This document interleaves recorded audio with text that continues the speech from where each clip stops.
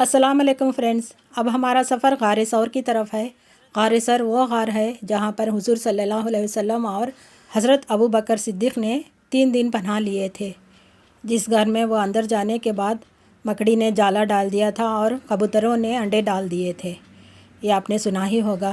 وہاں پر جا کر رکنے کی، وہاں پناہ لینے کی انہیں نوبت کیوں آئی، اس کے بارے میں ہمارے سفر میں ہمارے گائیڈ نے بہت اچھے سے بیان دیا تھا۔ آپ بھی سن لیجئے، تفصیل سے بیان ہے۔ والوں کو جمع کیا تھا جب یہ ابو قبیس پہاڑ کے دامن میں جمع کرتے یہ اعلان فرمایا تھا کہ مکے والوں، اگر میں کہہ دوں کہ اس پہاڑ کے پیچھے سے ایک لشکر آ رہا ہے جو آپ کے اوپر حملہ کرے گا یا حملہ آور ہوگا، کیا اس کے ماننے کے لیے تم تیار ہو؟ تو سب نے عرض کی تھی کہ لبیک، جو آپ کہتے ہیں سچ کہتے ہیں، جو آپ کہتے ہیں سچ کہتے ہیں۔ تو اللہ کے نبی صلی اللہ علیہ وسلم نے مکہ والوں کو کہا کہ مکے والے ہیں یہ کیسے مان رہے ہیں؟ تو سب نے کہا، سب نے عرض کی کہ ہم اس لیے مان رہے ہیں کہ ہم نے اپنی زندگی میں آپ کی زبان سے کبھی جھوٹ نہیں سنا، وہ یہ بھی آپ سچ کہہ رہے ہیں۔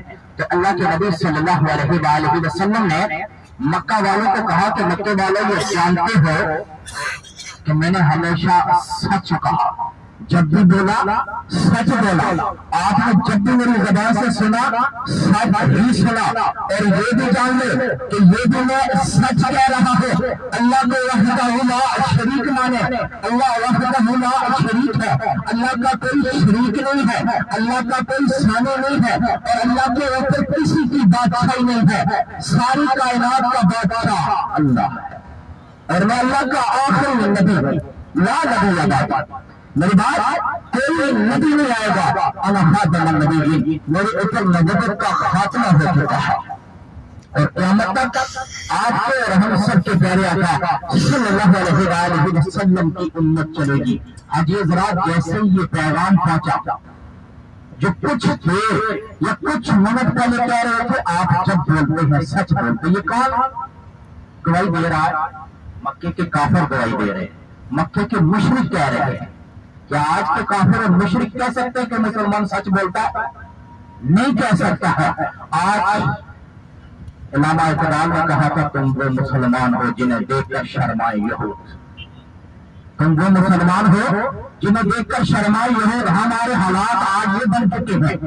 تو حضرات، اللہ کے نبی صلی اللہ علیہ وسلم نے جیسے یہ پیغام پہنچایا، مکے والوں نے فوراً ماننے سے انکار کر دیا، اسلام کے خلاف سازشیں شروع ہو گئی، اسلام کو روکنے کے لیے تیاری شروع کر دی گئی، بڑے بڑے سردار جمع ہوئے، اسلام کو روکنے کے لیے جب تیاری شروع کی گئی تو پہلے سردار سے مشورہ لیا گیا کہ آپ بتائیں اسلام کیسے روکے گا؟ تو پہلے سردار نے مشورہ دیا کہ اللہ کے نبی صلی اللہ علیہ وسلم کو گھر کے اندر بند کر دیا جائے، یعنی کہ نظر بند کر دیا جائے تو اسلام رک جائے گا۔ دوسرے نے کہا نہیں، اللہ کے نبی کو یہاں تک تنگ کیا جائے، اللہ کے نبی کو یہاں سے ہجرت کر لے تو اسلام رک جائے گا۔ تیسرے نے کہا نہیں، اگر اللہ کے نبی یہاں سے چلے جائیں گے اسلام رکے گا نہیں، اسلام تیزی کے ساتھ پھیلے گا۔ اس کا ریزن، اس کی وجہ، اسلام کا پیغام، اسلام کا پرچم، اسلام کا جھنڈا پہلے سے یسر مدینے تک پہنچ چکا، یہ تیسرا سردار کہہ رہا ہے، اور اسلام کو روکنے کے لیے میرے پاس حل ہے۔ تیسرا سردار مشورہ دے رہا۔ تو اللہ کے نبی صلی اللہ علیہ وسلم کے بارے میں جب تیسرے سردار نے مشورہ دیا کہ میرے پاس حل ہے تو اسلام کیسے روکے گا، یہ اسلام کے خلاف آج سازشیں نہیں ہو رہی ہیں، یہ شروع سے سازشیں، اور جب ہمارے نبی نے اعلان فرمایا تھا اسی ٹائم سے سازشیں شروع ہو گئی تھی۔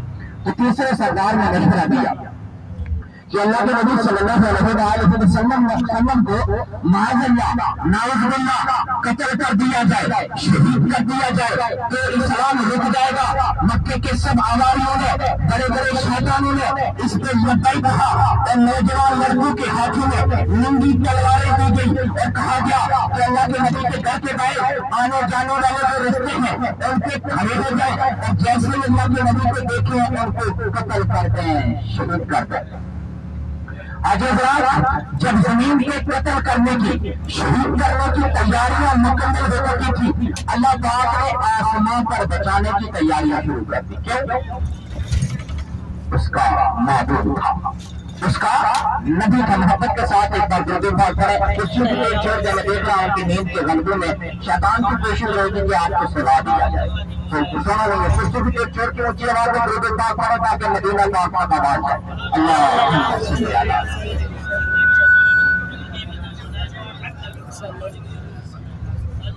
تو حضرات اللہ کے نبی صلی اللہ علیہ وسلم نے پھر گھر کے اندر تیاری شروع کی.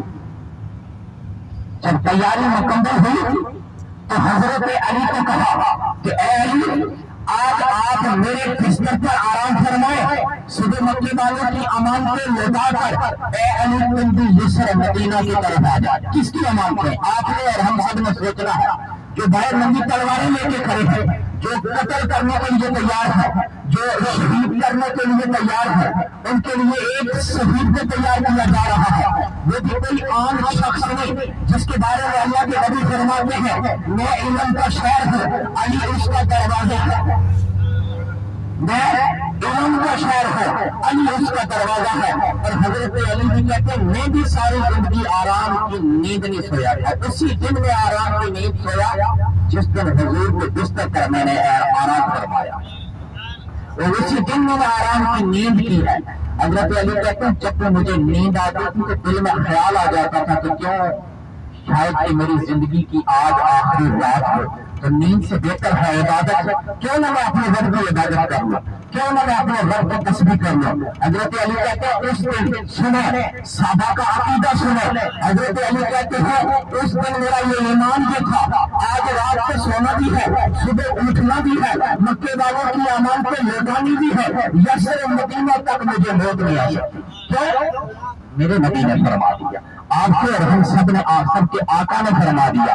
آپ کے اور ہم سب کے نبی کا فرمان سچا ہے, ہمارے آقا کا فرمان سچا ہے. ہمارے آقا جب بولتے ہیں سچ بولتے ہیں. جس کے جن کے بارے میں اللہ پاک کہتا ہے معبود تو نہیں بولتے, زبان سے تو بولتا ہے نا, تو نہیں بولتا ہے میں بولتا ہوں. جس زبان سے تو بولتا ہے تو نہیں بولتا ہے میں بولتا ہوں. تو حضرات اللہ کے نبی صلی اللہ علیہ وسلم گھر کے اندر سے تیاری کر کے گھر سے باہر نکلتے ہیں, سین کے اندر سے مٹھی بھر مٹی اٹھاتے ہیں اور دشمن دین کے سامنے پھینکتے ہیں. جو باہر کھڑے تھے ان کے سامنے پھینکتے ہیں. اللہ پاک ان کی آنکھوں کے سامنے پردہ ڈال دیتا ہے, ان کی کانوں کی آوازوں کو بند کر دیتا ہے. آقا سورہ یاسین کی تلاوت کرتے ہوئے دشمن دین کے بیچ سے سامنے سے گزر جاتے ہیں اور دشمن کو خبر تک نہ ہوتی ہے. چلتے چلتے حضرت ابو بکر صدیق کے گھر پہنچتے ہیں. کس کے گھر پہنچتے ہیں؟ یاد آپ جب جبریل علیہ السلام ساتھ ساتھ چل رہے, جبریل علیہ السلام ساتھ ساتھ چل رہے ہیں اور چلتے چلتے حضور حضرت ابو بکر صدیق کے گھر پہنچتے ہیں اور حضرت ابو بکر صدیق کے دروازے کے گیٹ کے اوپر جا کے دستک دیتے ہیں اور حضرت ابو بکر صدیق اتنی جلدی سے کنڈی کو کھولتے ہیں, ڈور کو اوپن کرتے ہیں جیسے کہ کسی کی انتظار میں کھڑے تھے, جیسے کہ کسی کے انتظار میں کھڑے تھے. اللہ کے نبی حضرت ابو بکر صدیق کے گھر انٹر ہوتے ہیں اور پوچھتے ہیں اے ابو بکر صدیق رات تو آدھے سے زیادہ جا چکی ہے, رات کو تو بہت سارے حصے جا چکا ہے, ابھی تک آپ سوئے نہیں ہیں, وجہ کیا ہے؟ تو قربان ہو جائے حضرت ابو بکر صدیق کی محبت پر. حضرت ابو بکر صدیق عرض کرتے ہیں آقا ایک ماہ پہلے آپ نے اعلان فرمایا تھا. کتنے ماہ؟ روایات میں 2 ماہ کا بھی ذکر آتا ہے. 1 یا 2 ماہ پہلے میرے آقا آپ نے اعلان فرمایا تھا. کیا اعلان فرمایا تھا؟ کہ میرے صحابہ کو جمع کر کے اعلان فرمایا تھا کہ میرے صحابہ قریب اللہ کا حکم آنے والا ہے, ہم نے مکہ کو چھوڑ دینا ہے, یہاں سے ہجرت کر لینی ہے. حضرت ابو بکر صدیق کہتے ہیں اس دن سے لے کر آج دن تک میں سویا رہا ہوں, آنکھوں کے سامنے نیند نہیں آنے اور دن اور رات اللہ کے حضور دعا کرتا رہتا ہے کہ یا اللہ جب تمہارا نبی یہاں سے جائے, یا اللہ جب میرا نبی یہاں سے جائے. کمال نہیں ہوگے, رب کا بھی نبی نہیں, امت کا بھی نبی نہیں, نبیوں کا بھی نبی نہیں, ساری کائنات کے لیے اللہ پاک نے اپنے معبود کو رحمت للعالمین بنا کے بھیجا. تو حضرت ابو بکر صدیق کہتے ہیں اس دن سے لے کر آج دن تک میں سویا نہیں ہوں, آنکھوں کے سامنے نیند نہیں آنے دی. اگر آپ اس سفر کے اندر سو جائیں تو پھر یہ آپ کے نصیب ہے.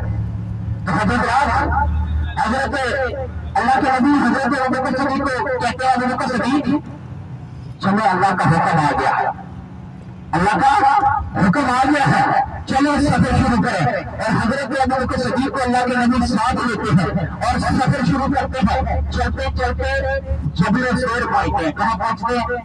ہم بھی پہنچنے والے ہیں جبل سور.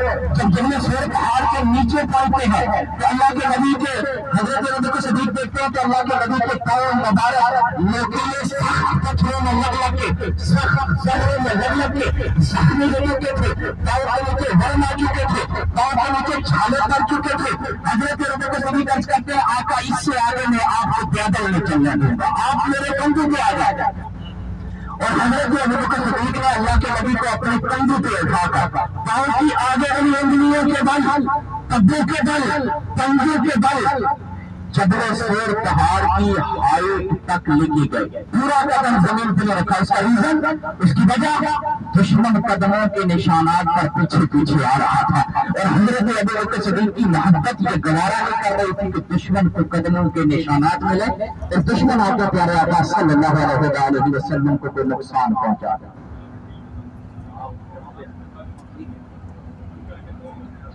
اچھا, ابھی ہم جبل سور جس کا میں بیان کر رہا تھا, اگر آپ کی توجہ بیان کے اوپر ہوگی تو آپ کو سمجھ آ گئی. ابھی ہم جبل سور پہنچ چکے ہیں. جبل عربی میں پہاڑ کو کہتے ہیں, سور پہاڑ کو کہا جاتا ہے. اس پہاڑ کے اوپر اللہ کے نبی نے 3 دن اور 3 راتیں وقوف فرمایا. آج اس کو زیارت کر کے پھر انشاءاللہ واپس اپنی کرسیوں پہ آ کے بیٹھیں. ہم لوگ جبل سور کے دامن میں جا کر پہنچے. وہاں پر جبل سور کے اس پہاڑ کے نیچے کھڑے ہو کر سارے گروپ والوں نے مل کر دعائیں کی, بہت سارے دعائیں کی. ایک ہی دن میں اوپر جانا ممکن نہیں تھا کیونکہ ابھی بہت کچھ زیارتیں بھی کرنے تھے ہمیں, اسی لیے ہم نے یہیں پر نیچے رک کر یہیں پر دعائیں کی اور زیارت کی. اگر کوئی جبل سور کی پہاڑی کے اوپر چڑھنا چاہتے ہیں تو کعبے سے بہت سارے بسز یہاں تک چھوڑ دیں گے. یہاں سے جانے والے ایک دن فری ٹائم نکال کر یہاں سے اوپر چڑھ سکتے ہیں. اسپیشلی اسی لیے یہاں پر آنا ہوگا.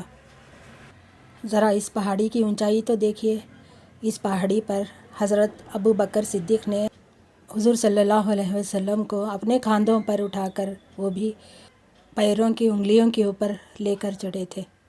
ذرا سوچیے ان کی ہمت اور ان کی حوصلہ افزائی کو تو دیکھیے. وہ بھی ایک معمولی انسان کو نہیں, ایک نبی کو اٹھائے تھے وہ. اسی لیے ان کی نیکیوں کا پلڑا بہت بھاری ہو گیا تھا. جہاں پر جس زمین پر میرے نبی کے قدم لگے ہیں وہاں پر دعائیں مانگنا بہت افضل ہوتا ہے اور دعائیں بھی قبول ہوتی ہیں. اسی لیے یہاں پر بہت ساری دعائیں کی ہیں سب کے لیے. آپ بھی ان دعاؤں میں شامل ہو جائیے. ابھی ہم جبل سور پہاڑ کے نیچے کھڑے ہیں. جس پہاڑ کے بارے میں یا جس زیارت کے بارے میں ابھی بات کر رہا تھا, اور یہ جبل سور پہاڑ ہے. جبل عربی میں پہاڑ کو کہتے ہیں, سور بیل کا نام ہے. یعنی یہ پہاڑ جب صحیح حالت میں موجود تھا تو بیل کے نقش کی طرح تھا. اس پہاڑ کو کاٹ دیا گیا بہت سارا, ابھی اس طرح نظر نہیں آتا ہے. اس سائڈ پہ آپ اور ہم سب کھڑے ہیں. اس پہاڑ کی سائڈ سے حضرت ابوبکر صدیق نے اللہ کے نبی کو اپنے کندھوں پہ اٹھا کر پاؤں کی آگے والی انگلیوں کے بل, پپو کے بل, پنجوں کے بل اس پہاڑ ہائٹ بلندی تک لے کے آئے تھے. اس پہاڑ کی ہائٹ بلندی تقریباً 5413 فٹ ہے. کتنی ہائٹ ہے یہ یاد رکھنے والی بات ہے, 5413 فٹ. اس پہاڑ کے اوپر دیکھیں ٹاپ سے اسے دیکھیں ایک موٹا پتھر نظر آ رہا ہے. اس پتھر کے قریب غار سور ہے, جس غار کے اندر آپ کے اور ہم سب کے پیارے آقا صلی اللہ علیہ وآلہ وسلم ہجرت کے موقع پر اس غار کے اندر 3 راتیں 2 دن یا 2 راتیں 3 دن یہاں پر وقوف فرماتے ہیں. اس کے بعد یسر و مدینے کا سفر شروع کرتے ہیں. اور آپ کے ایک ہند کے بہت بڑے مفسر ہیں شاہ عبد الحق محدث دہلوی, وہ کہتے ہیں 12 دن اور 12 راتیں آقا نے یہاں پر وقوف فرمایا. اس کے بعد یسر و مدینے کا سفر شروع کیا. اور یہ وہ غار ہے, یعنی مشہور باتیں بتا رہا ہوں, یہ وہ غار ہے جس غار کے اندر آقا جب تشریف لاتے ہیں बकरी को जिब्रील अलैहिस्सलाम लेके आते हैं और बकरी आके जाला बना देती है, या बकरी वहाँ पे मौजूद थी उसने फौरन आके जाला बना दिया। और ये वो गार है जिस गार के अंदर अल्लाह के नबी पहुंचते हैं, कबूतरी का जोड़ा आके रास्ते में अंडे दे देता है।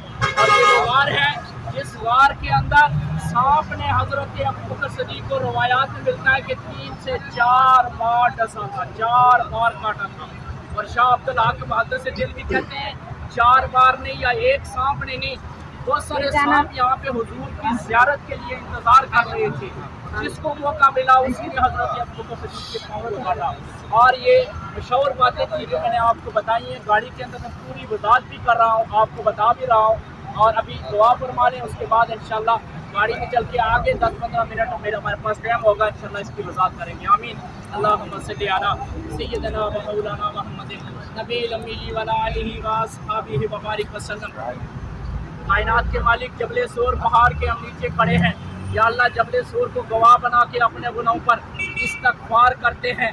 कायनात के मालिक हमारे सगीरा कबीरा गुनाहों को माफ़ अता फरमा। आमीन। मौलाए कायनात हमारे सगीरा कबीरा गुनाहों को माफ़ अता फरमा। आमीन। या अल्लाह हम गुनहगार हैं, बदकार हैं, सयाकार हैं, डूबे हुए जिल्लत में हैं। या अल्लाह तेरे हबीब के उम्मती हैं, अपने नबी की लाज रख के हम सब के गुनाहों को माफ़ अता फरमा। आमीन। या अल्लाह हम सब के गुनाहों को माफ़ अता फरमा। आमीन। या अल्लाह उन गुनाहों को भी माफ़ फरमा जो हमने अंधेरे में किए हैं। या अल्लाह उन गुनाहों को भी माफ़ फरमा हमने जो उजाले में किए हैं। या अल्लाह उन गुनाहों को भी माफ़ फरमा जो हमने लोगों से छुप के किए हैं, बंद कमरों में किए हैं, सबको तो माफ़ अता फरमा। या अल्लाह जहाँ कहीं मुसलमान परेशान है, सबकी परेशानियों को दूर अता फरमा। बे औलादों को साहिब औलाद अता फरमा। औलाद वालों की औलादों को नेक और सालिहीन औलाद बना दे। बीमारों को शिफा अता फरमा। या अल्लाह बीमारों को शिफा अता फरमा। या अल्लाह बे औलादों को साहिब औलाद अता फरमा। या अल्लाह हाजी हज़रात का उम्रा अपनी बारगाह में कबूल फरमा। हाजी हज़रात का यहाँ पे आना या जाना अपनी बारगाह में कबूल फरमा।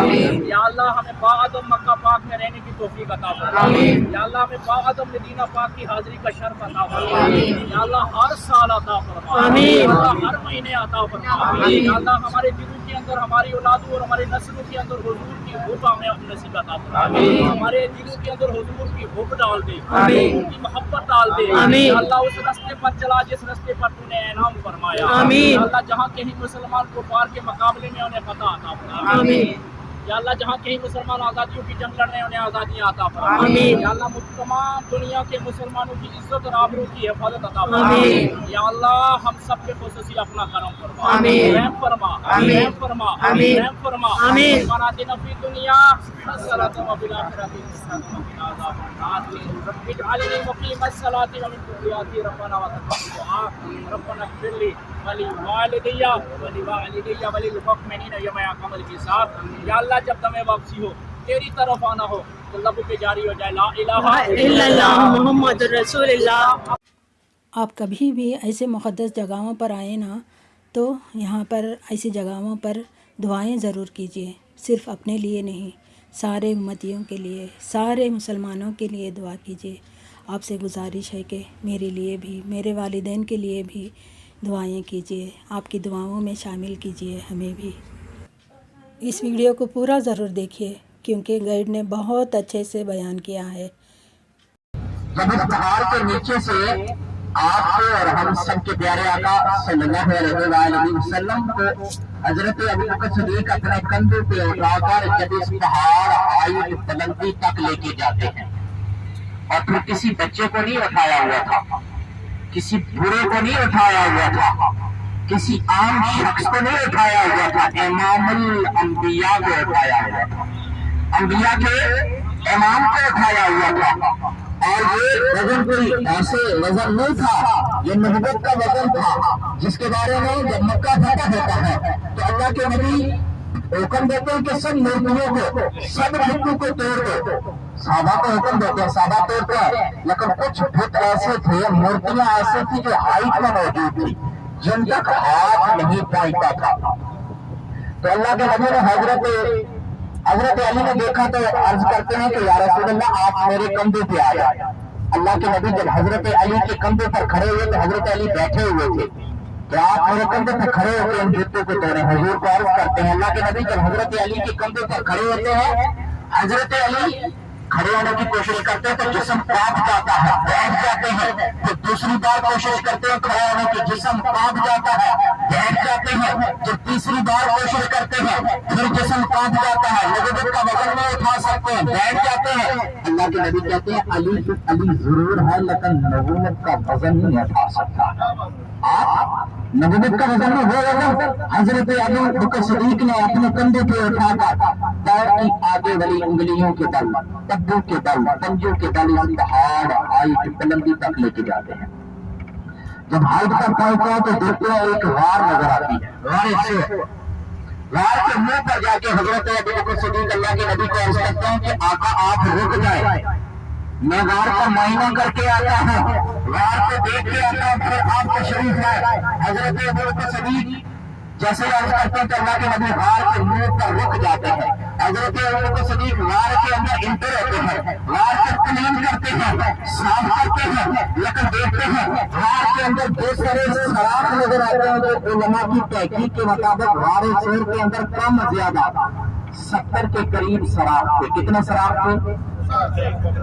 اس سے آگے سب نقطے ہیں آپ کے لیے۔ 70 کے قریب، کم زیادہ 70 کے قریب سراخ تھے، جن سراخوں کو حضرت ابو بکر صدیق نے چادر کو اتارا، اس کے ٹکڑے کر کے ایک ایک کر کے سراخوں کو بند کرتے ہیں، لیکن پھر بھی دیکھتے ہیں بہت سارے سراخ نظر آتے ہیں۔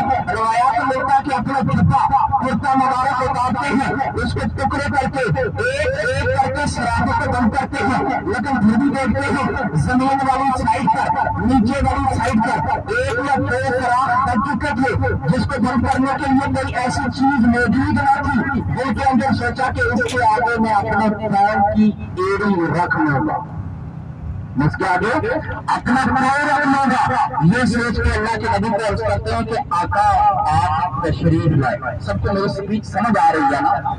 میں تقریباً ہندی میں ہی بیان کر رہا ہوں، تھوڑا ملتا جلتا ہے اردو زبان میں۔ تو حضرت اللہ کے نبی کو حضرت ابو بکر صدیق کہتے ہیں غار میں تشریف لائے۔ حضرت ابو بکر صدیق کہتے ہیں حضور تشریف لاتے ہیں تو اللہ پاک نے غار کی ہائٹ کو بڑھا دیا، میں سیدھا کھڑا ہو رہا تھا، اس کی چوڑائی کو کھول دیا، اتنی کھول دی، اتنی جگہ بنا دی کہ 2 لوگ وہاں پر آرام کر سکتے تھے۔ اور حضرت ابو بکر صدیق اللہ کے نبی کو عرض کرتے ہیں کہ آقا آپ اپنا سر میری گود میں رکھیں اور آرام فرمائیں۔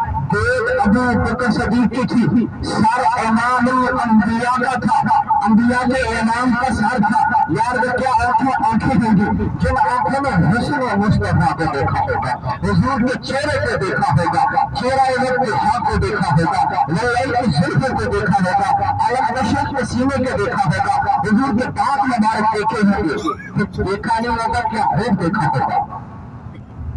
سلام ہو ان آنکھوں پر جن آنکھوں نے حسن مصطفیٰ کو دیکھا ہے۔ اللہ کے نبی اپنا سر حضرت ابو بکر صدیق کی گود میں رکھتے ہیں، آرام فرماتے ہیں۔ اس غار کے اندر ایک سانپ تھا حضرت سلیمان علیہ السلام کے دور کا، اس کے اوپر بہت سارے روایات موجود ہیں۔ حضرت عیسیٰ علیہ السلام یا حضرت سلیمان علیہ السلام یا حضرت موسیٰ علیہ السلام، ایک روایات آپ تک پہنچاؤں گا۔ حضرت سلیمان علیہ السلام نے جتنے نبی دنیا میں تشریف لائے ہیں نا، سب نبیوں نے یہی اعلان فرمایا کہ میرے بعد ایک نبی آنے والا ہے، میرے بعد ایک نبی آنے والا ہے۔ آدم علیہ السلام سے لے کر عیسیٰ علیہ السلام تک کسی دوسرے نبی کا تذکرہ نہیں ہوا، ہمارے نبی کی ہی بات چلتی رہی، ہمارے نبی کا بھی ذکر چلتا رہا۔ لیکن جب ہمارے نبی دنیا میں تشریف لائے پھر رب تعالیٰ نے کہا اللہ کا ذکر، ہم نے آپ کے ذکر کو بلند کر دیا۔ جس کا ذکر رب تعالیٰ بلند کرے، کائنات کوئی طاقت نہیں ہے کہ اس کے ذکر کو روک سکتا ہے۔ آج آپ بسیز کے اندر دیکھیں، زمین کے اوپر دیکھیں، عرش کے اوپر دیکھیں، سمندر کے اندر دیکھیں، دریاؤں کے اندر دیکھیں، کشتیوں کے اوپر دیکھیں، جدیوں میں دیکھیں، درختوں کے پتوں سے لا الہ الا اللہ محمد رسول اللہ کی آوازیں آ رہی ہیں۔ تو حضرت ابو بکر صدیق کی گود تھی، حضور کا سر تھا، اور سب نبیوں نے یہی عرض کی، اپنے امت کو جمع کر کے یہی کہتے رہے کہ میرے بعد ایک نبی آنے والا ہے جس کا نام ہوگا احمد۔ اسی طرح حضرت سلیمان علیہ السلام نے بھی اپنی امت کو جمع کیا تھا، جمع کر کے یہ اعلان فرمایا تھا کہ میری امت یاد رکھو میرے بعد ایک نبی آنے والا ہے جس کا نام ہوگا محمد صلی اللہ علیہ وسلم۔ وہ اس غار خیر کے اندر رکیں گے، وقوف فرمائیں گے۔ حضرت سلیمان علیہ السلام کے دور کے ساتھ میں روایات میں آتا ہے کہ جن تھا تو وہ آ کے غار خیر کے اندر بیٹھ جاتا ہے اور اللہ کے حضور دعا کر لیتا ہے کہ یا اللہ مجھے اس ٹائم تک موت نہ دینا جب تک میں آخری نبی محمد رسول اللہ صلی اللہ علیہ وآلہ وسلم کو دیکھ نہ لوں، ان کی زیارت نہ کر لوں۔ اللہ پاک نے اس کی دعا کو قبول کر لیا۔ حضور جب تشریف لائے تو میں نے بتایا تھا کہ اس غار کے اندر 70 کے قریب سراغ تھے۔ یہ وہی ساتھ تھا جس میں 70 کے قریب آنے جانے کے لیے رستے بنائے ہوئے تھے۔ شاید میرے نبی آئے، ایک رستہ بند ہو جائے، 2 بند ہو جائے، 10 بند ہو جائے، 20 بند ہو جائے، 50 بند ہو جائے، لیکن مجھے 70 میں سے ایک رستہ تو ملے گا نا جس رستے سے نکل کر حضور کے وقت کے چہرے کی زیارت کریں گے۔ لیکن قربان ہو جائے حضرت ابوبکر صدیق کی محبت پر، انہوں نے بھی اس کے سب راستے بند کر دیے۔ ایک دیوانہ دوسرے دیوانے، ایک عاشق دوسرے عاشق کے راستے بند کر رہا ہے۔ لیکن بڑی اہم بات، سب راستے حضرت ابوبکر صدیق نے بند کر دیے تھے۔ لیکن شام کو جب حضور تشریف لائے تو شام کو پھر بھی خبر ہو گئی کہ ہمارے نبی تشریف لا چکے تھے۔ کیا شام بات جانتا تھا؟